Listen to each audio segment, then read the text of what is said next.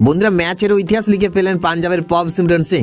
আরসিবির বিরুদ্ধে প্রথম কোয়ালিফায়ারে মাত্র 18 রান করলেও বন্ধুরা আপনারা যদি দেখতে চান তাহলে ভিডিওটি লাস্ট অবধি দেখতে হবে। চ্যানেলটিকে সাবস্ক্রাইব করে একটা লাইক দিতে হবে এবং নোটিফিকেশন বেল আইকন দাবাতে হবে। বন্ধুরা প্রভসিমরন এখনও টিম ইন্ডিয়ার হয়ে অভিষেক করতে পারেনি, তবে তিনি তার পারফরমেন্স দিয়ে অনেক বড় আন্তর্জাতিক খেলোয়াড়কে ছাপিয়ে গেছেন। তিনি নিজের নামে একটি বড় রেকর্ড গড়ে ফেলেছেন।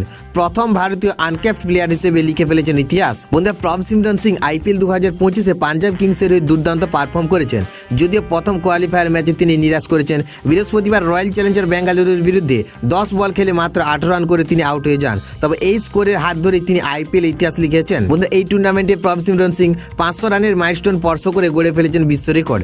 এদিন ম্যাচের আগে আইপিএল 2025-এ প্রভসিমরনের সংগ্রহ ছিল 499 রান। এদিন 1 রান করার পরে তিনি রেকর্ড গড়ে ফেললেন। বন্ধুরা কি রেকর্ড গড়লেন প্রভসিমরন সিং? প্রভসিমরন সিং 2025 সালের আইপিএলে 15 ম্যাচ খেলে 517 রান করে ফেলেছেন। এই খেলোয়াড় 34.47 গড়ে রান করেছেন।